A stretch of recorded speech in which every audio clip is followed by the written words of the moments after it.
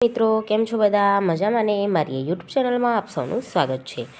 તો આપણે રિઝનિંગના જે કેલેન્ડર જોઈ ગયા છે, હવે ઘડિયાળનો આપણે પાર્ટ 2 જોઈશું।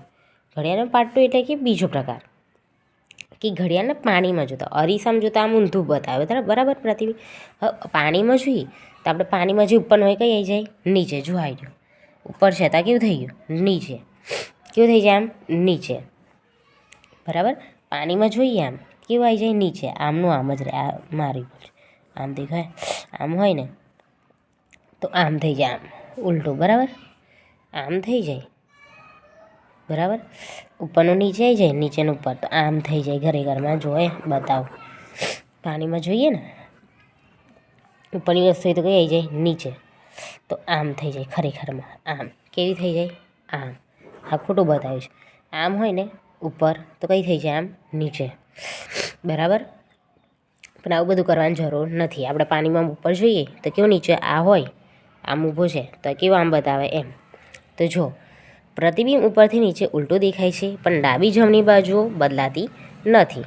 પાણીમાં પ્રતિબિંબનો સમય શોધવા આપેલા સમયની 18:30 કેટલામથી 18:30 પછી 6:30 ને 17:90માંથી બાદ કરો। આ ગમે તે એકમાંથી બાદ કરવાનું તો જવાબ આવી જશે। જો હવે 9 વાગ્યા છે તો 9 ને હું 6, ઓહો 6 કરતાં મોટા બાદ કરાય નહીં।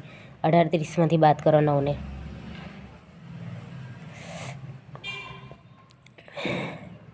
કેટલા વાગશે 9:30 બરાબર।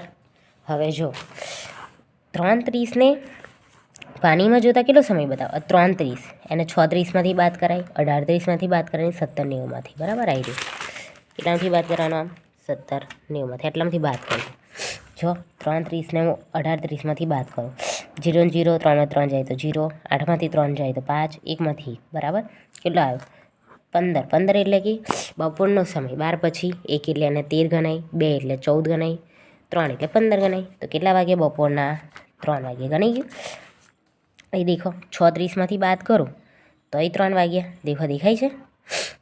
તો આવી રીતના આમાંથી બાદ કરવાનું તો આપણને જવાબ મળી જાય। પાણીમાં જતો કેટલો સમય બતાવે 3:30 હોય તો પાણીમાં જતો કેટલો સમય બતાવે 3 વાગ્યા। આમ દેખો આમ 3 ને 30 છે, પાણીમાં જોઈએ આમ છે, પાણીમાં જોઉં તો નીચેનું કઈ જતું રહે ઉપર, તો આમ થઈ જશે। જો ઓકે મિત્રો, આજે થોડીક તબિયત સારી નથી, હું કાલે બીજો વિડીયોમાં બતાવી દઈશ ડિટેલમાં। ઓકે, જો તમને મારો વિડીયો ગમે હોય તો લાઈક શેર અને સબસ્ક્રાઈબ કરજો। મળીને નેક્સ્ટ વિડીયોમાં, બાય બાય।